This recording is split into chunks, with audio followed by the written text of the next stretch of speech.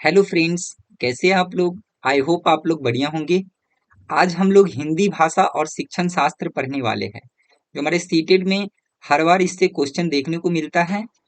तो इसमें हम लोग आज का जो हमारा विषय रहेगा वो भाषा और लिपि रहेगा। जैसा कि आप देख पा रहे हो, भाषा और लिपि पे हमको बहुत सारे क्वेश्चन देखने को मिलते हैं। पहले हम इसको पूरा पढ़ेंगे और आप लोगों को बताएंगे। उसके बाद हम क्वेश्चन करेंगे। यहाँ से हमारा क्वेश्चन है, ये हमारा क्वेश्चन करना है हमको। आइए हम लोग इसको पढ़ते हैं और समझते हैं। भाषा और लिपि।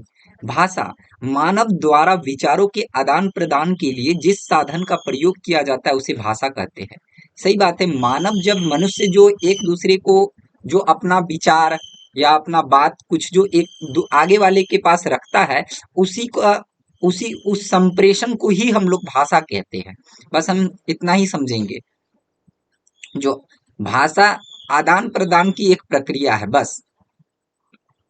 विचारों, अब देखो भाषा का रूप जो होता है, वो रूप भाषा का रूप, भाषा तीन प्रकार का होता है: मौखिक, लिखित और सांकेतिक। आप लोग जानते हैं मौखिक जो हम अपने मुख से बोलते हैं और एक आगे वाले के पास जो रखते हैं उसको हम मौखिक भाषा कहते हैं। और इसको हम और भी अच्छे से पढ़ेंगे। जो इन्होंने क्या कहा है, भाषा के जिस रूप का प्रयोग हम स्वतंत्रीय और वाणी को सहायता से करते हैं वह भाषा का मौखिक रूप कहलाता है। सही बात है। हम स्वतंत्र रूप से जो कुछ भी बोलते हैं और आगे वाले के पास जो रखते हैं अपना विचार, वही मौखिक भाषा कहलाता है। लिखित भाषा आप सब जानते हो, जैसा कि पढ़ने से ही पता चल रहा है। लिखित भाषा जो हम एक रिटेन में किसी को लिख कर देते हैं उसी को हम लोग लिखित भाषा कहेंगे। हम पढ़ते हैं यहाँ पे, भाषा का वह रूप जिसमें विचार विनिमय के लिए हम लिखित चिन्हों और संकेतों का प्रयोग करते हैं वह भाषा का लिखित रूप कहलाता है। सही बात है। लिखित मतलब लिखित रूप से और चिन्हित एक सांकेतिक संकेतों के द्वारा मतलब हम उनको देते हैं, तो ये लिखित भाषा कहलाता है। और इसका जो तीसरा रूप है वो सांकेतिक भाषा है। सांकेतिक भाषा देखो, हाव भाव का विचार जो होता है, जैसे हम लोग किसी को इशारे से कुछ बोलते हैं, समझाते हैं, वो एक सांकेतिक भाषा के अंतर्गत उसको रखा जाता है। आइए हम इसको पढ़ते हैं। कई बार अपने विचारों को व्यक्त करने के लिए हम ध्वनि और चिन्हों का प्रयोग कर ना करके शारीरिक संकेतों, हाव भाव का प्रयोग करते हैं। भाषा का यही रूप सांकेतिक भाषा कहलाता है। सही बात है।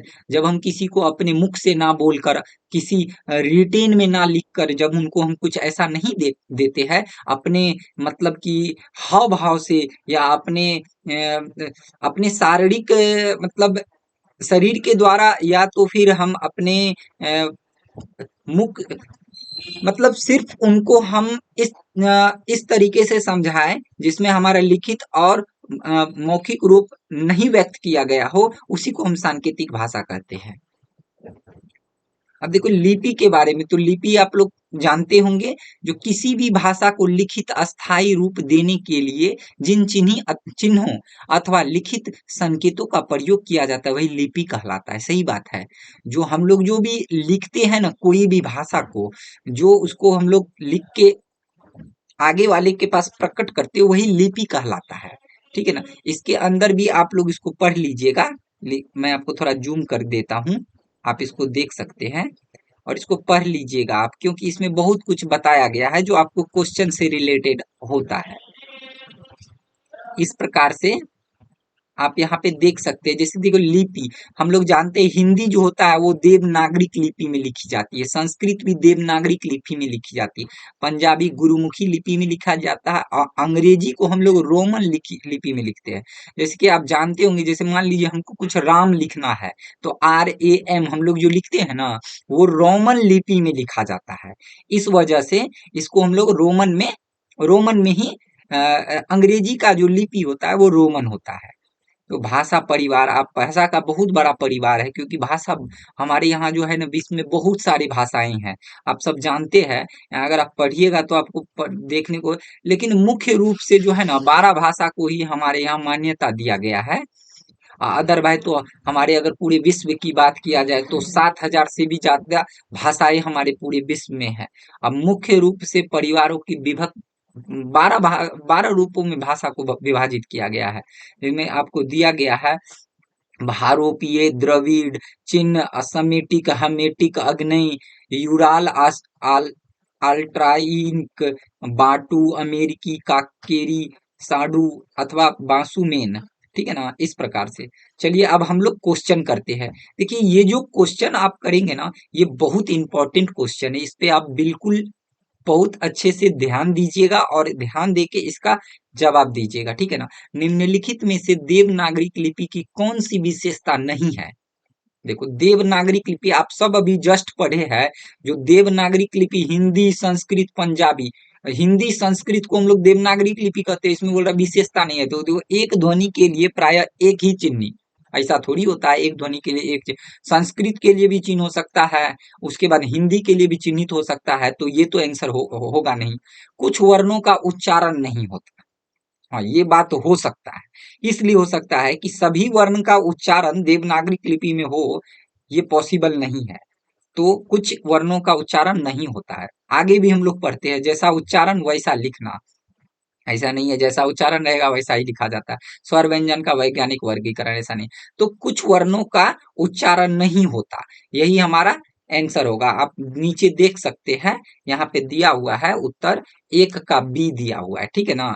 इस प्रकार से हम आपको दूसरा क्वेश्चन बताते हैं। हिंदी कौन सी भाषा का शब्द है?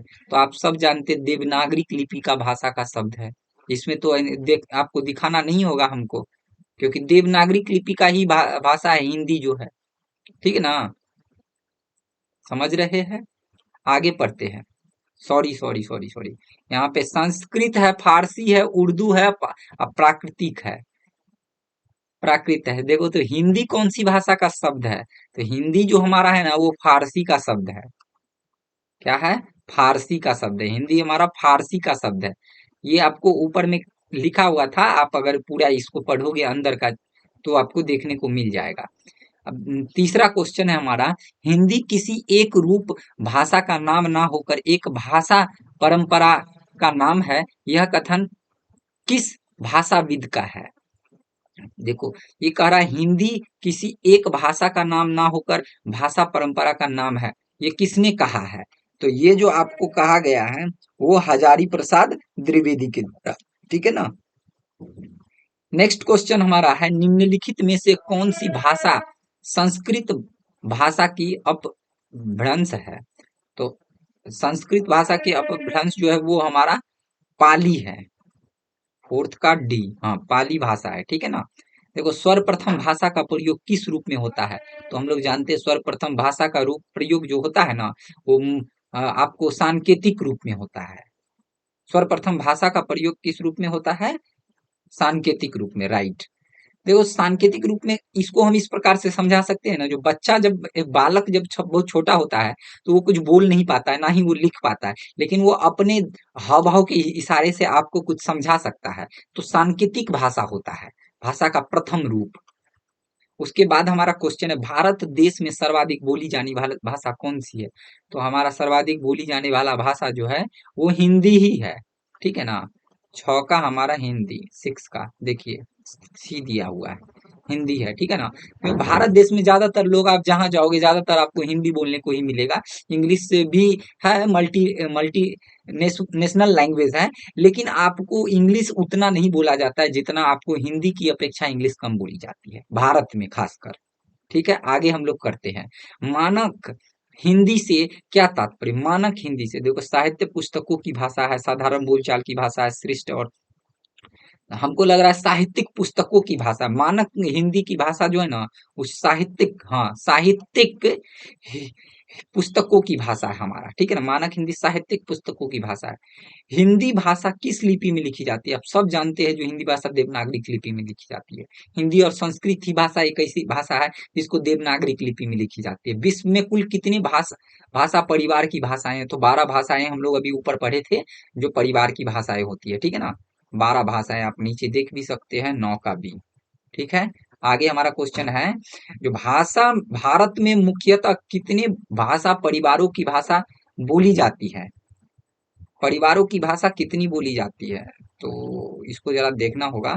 10 का आपको बी दिया हुआ है। हाँ, तो दो भाषा जो है ना परिवार की भाषा, आप जब ऊपर में पूरा उसको पढ़िएगा तो आपको देखने को मिल जाएगा, जो दो भाषा जो होती है परिवारों की भाषा बोली जाती है, ठीक है। देवनागरिक लिपि की भाषा क्या है? हिंदी है, संस्कृत है।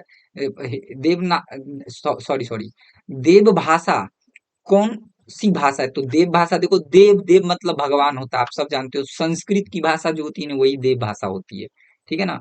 तो 11 का हमारा सी हो गया, सी हो गया। लिपि किसे कहते हैं? तो देखो भाषा के लिखित रूप को, देखो भाषा को लिखित रूप में व्यक्त करने हेतु ध्वनियों को अंकित करने के लिए चिन्हों को व्यक्त करता है, उसे भाषा का लिपि कहते हैं। तो 12 का सी होगा, 12 का सी होगा। 13 का देखिए, निम्नलिखित में से कौन सा भाषा का अंग नहीं है? निम्नलिखित भाषा का अंग नहीं है, शब्द भाषा का अंग, वाक्य और लेख, ये सब लेख, ध्वनि, ध्वनि भी है, वाक्य भी। हमको लग रहा है लेख नहीं होना चाहिए, फिर भी हम लोग देखेंगे इसको। जो 13 का हमारा डीए है, सही है, लेख नहीं है हमारा भाषा का अंग। भारतीय संविधान की 8वीं अनुसूची में शामिल भाषाओं की संख्या कितना है? तो 22 है। इस बात को याद रखिएगा, आप जब भारत का संविधान पढ़ोगे तो आपको ये देखने को मिलेगा, 14 का डी दिया हुआ है ना, ठीक है। तो 22 भाषा, भारतीय संविधान की 8वीं अनुसूची में शामिल भाषाओं की संख्या 22 है। इस प्रकार से हमारा ये क्वेश्चन समाप्त हुआ। हम आगे का क्वेश्चन नेक्स्ट वीडियो में करेंगे। Thank you, that's all.